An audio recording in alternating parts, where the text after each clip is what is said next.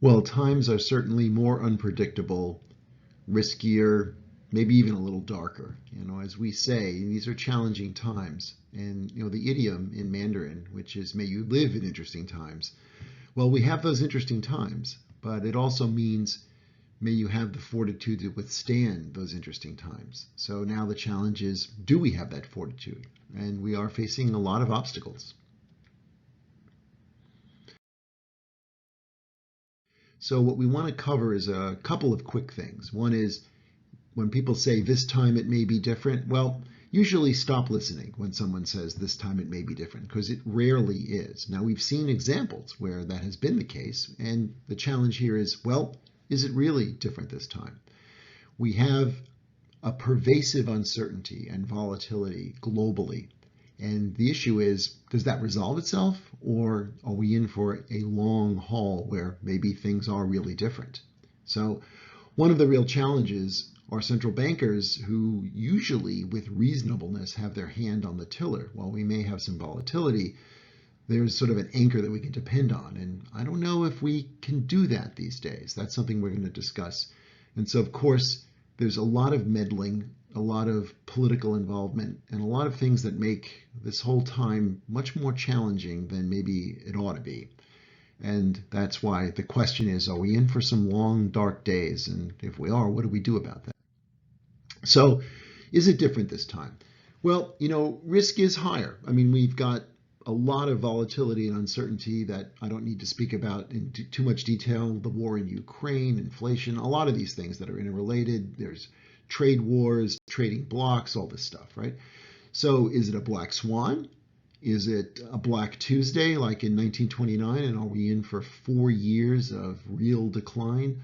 Or is it like the other blacks, whatevers, right? It happened in 1987, it happened in other days where it just lasted a brief time. We were able to recover with some resilience.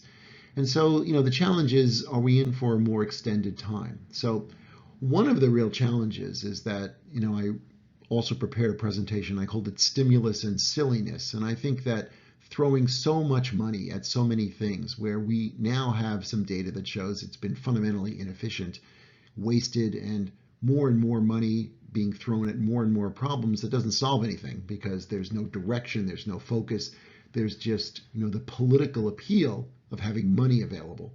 And that is usually to our detriment in the long term. So I think it is fundamentally silly, and I'm sort of glad that we're holding up some of the multi-trillion-dollar nonsense that's being discussed these days, but I don't know how long we'll be able to hold out on that.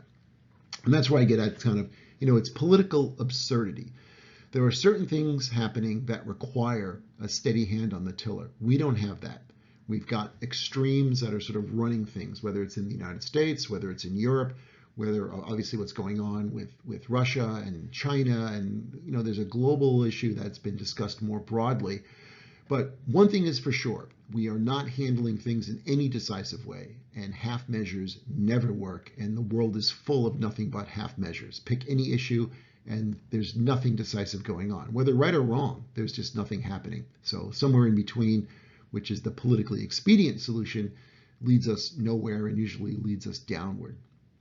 So one of the other challenges, obviously Ukraine is magnifying this, but there is political fragmentation globally. And now we're seeing influential economies that are separating, that should be coordinating. China and the United States is one primary example. Even things going on within the European bloc, then between the United States and Europe, then Asia and Europe, and India and other economies that really should be working in a coordinated fashion, and the opposite seems to be happening. And so one of the things that we're seeing is, well, there's now an Eastern energy bloc. So you've got the war in Ukraine, and sanctions have forced Russia to work with China and India, and then also with Turkey and then Iran. So now there's an energy bloc, much to the West's detriment. And that's formed, and that's been forced because of our inaction on what's happening with Russia and Ukraine.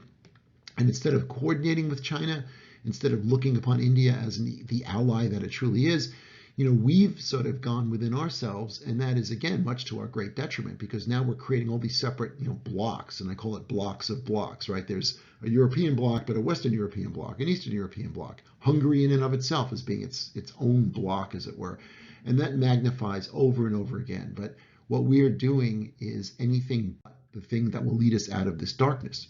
So we've created this pervasive uncertainty and this volatility in financial markets and economies, and that all cycles back and forth. So my point, stocks and bonds are quite confused, right? So we had a pretty good run of stocks from March of 20 when the pandemic sort of emerged up until just a few months ago.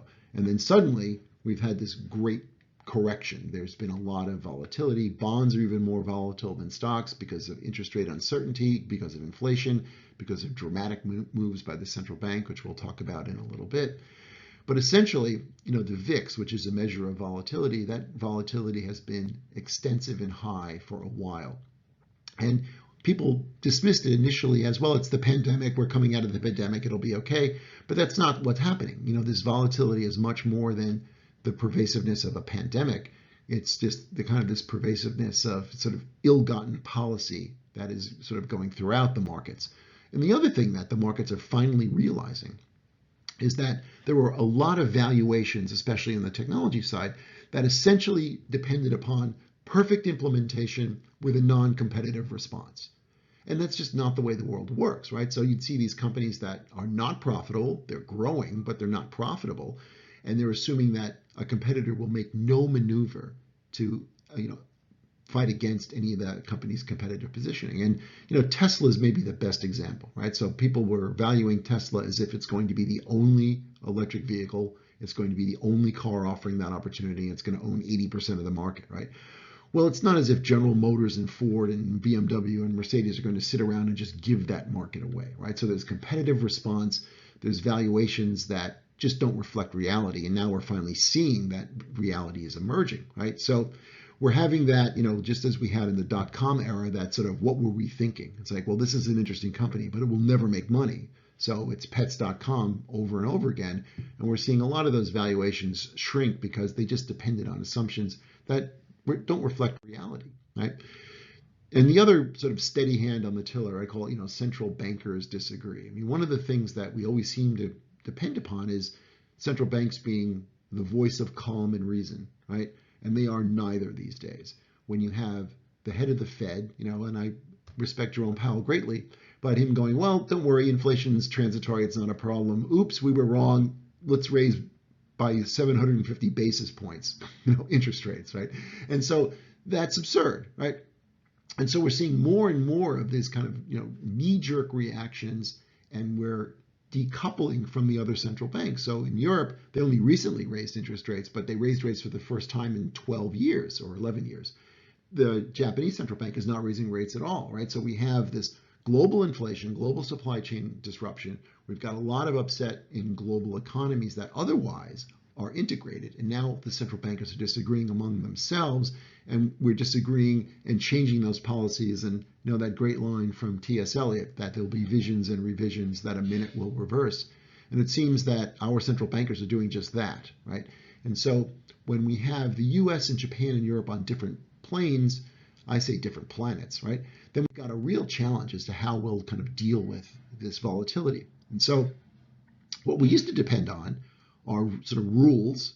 And one of the things that the central bank depended on, they called it the Taylor rule, based on work from John Taylor of Stanford, where he said basically all you need to care about is inflation and GDP growth, right? That's your role. The market economy takes care of everything else.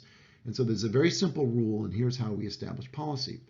Well, that's been tweaked, and it's been modified, and it's been added to, and it's been revised to the point where it's almost meaningless now. So now rules are whatever we can tweak, right? So there's wide disparities even when there's supposedly an application of a rule. So that simple rule is turned into 7 different steps, and those 7 different steps give different outcomes.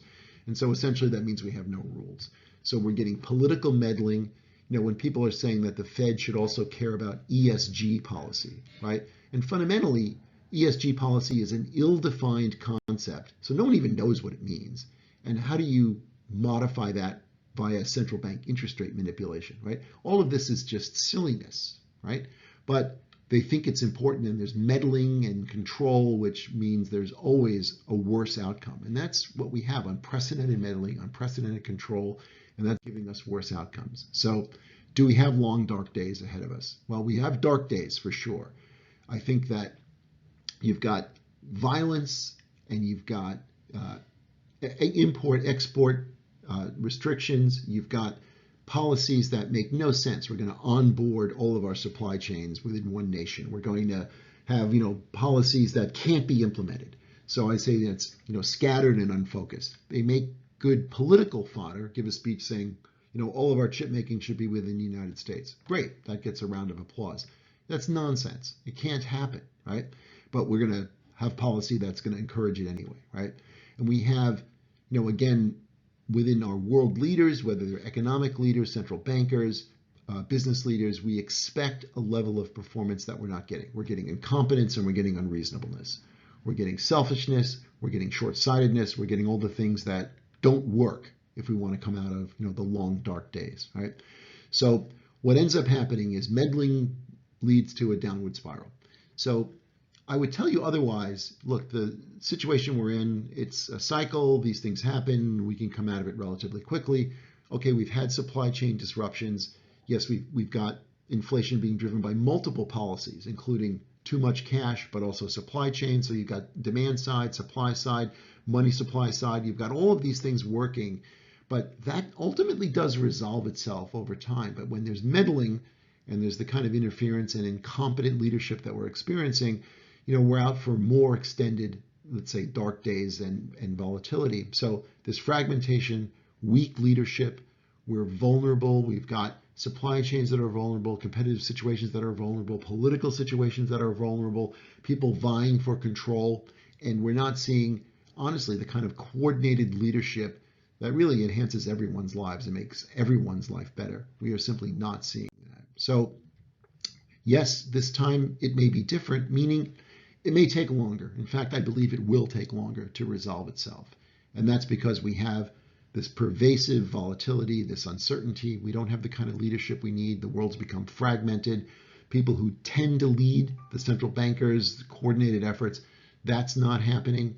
The kind of political coordination, economic coordination that we expect, if you will, it's turned into minor adjustments, which basically mean tweaking and interference, and where nationalism and social policy and speeches that sound good but lead to disaster are sort of taking the center stage. So yes, we have some long, dark days ahead, but I also think that it's going to take longer. It will resolve itself. It will be more volatile.